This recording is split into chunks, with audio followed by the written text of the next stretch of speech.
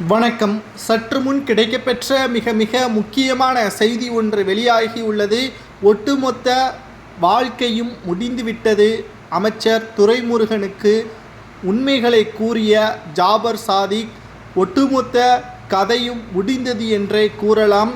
பிரபல போதை மருந்து கடத்தல் மன்னன் ஜாபர் சாதிக் அவர்கள் கடந்த சில மாதங்களுக்கு முன்பாக கைது செய்யப்பட்டார். டெல்லியில் மெத்தமெட்டைன் என்ற போதைப் பொருளை விற்பனை செய்வதற்காக வெளிநாட்டிற்கு கடத்தல் முயற்சியில் ஈடுபட்ட கூலிப்படைகளை கைது செய்த போதை தடுப்பு பிரிவு அதிகாரிகள் விசாரணையின் மூலம் தமிழக திமுகவின் முக்கிய பொறுப்பில் இருந்தவர் இந்த கூட்டத்தின் தலைவன் என்று கண்டுபிடித்த அமலாக்கத்துறை அதிகாரிகள், போதை தடுப்பு அதிகாரிகள் மற்றும் சிபிஐ துறையினர்கள் தமிழகத்திற்கு படையெடுத்து வந்தார்கள். தமிழகத்தில் இருந்து தப்பி ஓடிய ஜாபர் சாதிக் அவர்கள் பஞ்சாபில் கைது செய்யப்பட்டார். மேலும் கைது செய்யப்பட்டதிலிருந்து தற்பொழுது வரை நீதிமன்ற காவலில் தான் இருந்து வருகிறார். பல்வேறு உண்மைகளை வாக்குமூலமாக கொடுத்து வந்த நிலையில் ஆரம்ப காலகட்டத்தில் மும்பையில் இவர் மிகப்பெரிய ஊழல் செய்ததன் காரணமாக இவரது பாஸ்போர்ட்டும் முடக்கப்பட்டது.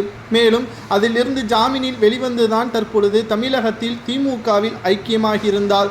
பல வருடங்களாக இவர் செய்த சின்ன சின்ன தவறுகள் வெளியே தெரியாமல் இருந்தது. திமுகவின் ஆட்சிக்கு பிறகுதான் தமிழக அமைச்சரவைகளின் உதவியோடு ஜாபர் சாதிக் அவர்கள் மிகப்பெரிய அளவிலான திட்டங்களை செயல்படுத்தியதாகவும் அதற்கு முக்கியமான ஆதரவை ஜாபர் சாதிக் அவர்களுக்கு திமுகவின் மூத்த நிர்வாகியும் மூத்த அமைச்சருமான ஜாபர் சாதிக் அவர்களுக்கு துரைமுருகன் அவர்கள்தான் கொடுத்துள்ளார் என்றும் வெளிநாட்டில் போதை மருந்துகளை விற்பனை செய்வதற்கான அனைத்து விதமான உதவிகளும் அவர்தான் கொடுத்தார் என்றும் இதற்காக அவர் பல கோடி ரூபாய் கமிஷன் பெற்றதாகவும் தகவல்கள் வெளியாகியுள்ளது.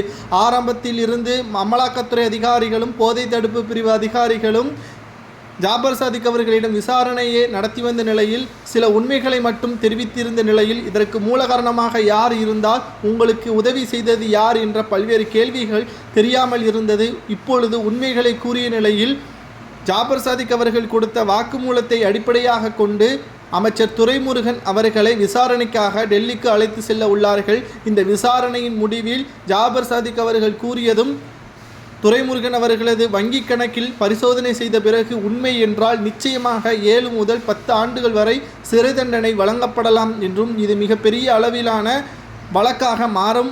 குறிப்பாக வாழ்க்கையை முடியக்கூடிய வகையில் துரைமுருகன் அவர்களது கதையும் அமைச்சர் பதவியும் சிறையில் அடைக்கப்படக்கூடிய வகையில் அமலாக்கத்துறை அதிகாரிகளும் போதை மருந்து தடுப்பு பிரிவு அதிகாரிகளும் இதில் ஈடுபட்டுள்ளார்கள். இதனால் ஒட்டுமொத்த வாழ்க்கையும் துரைமுருகனுக்கு முடியும் என்றும் எதிர்பார்க்கப்படுகிறது.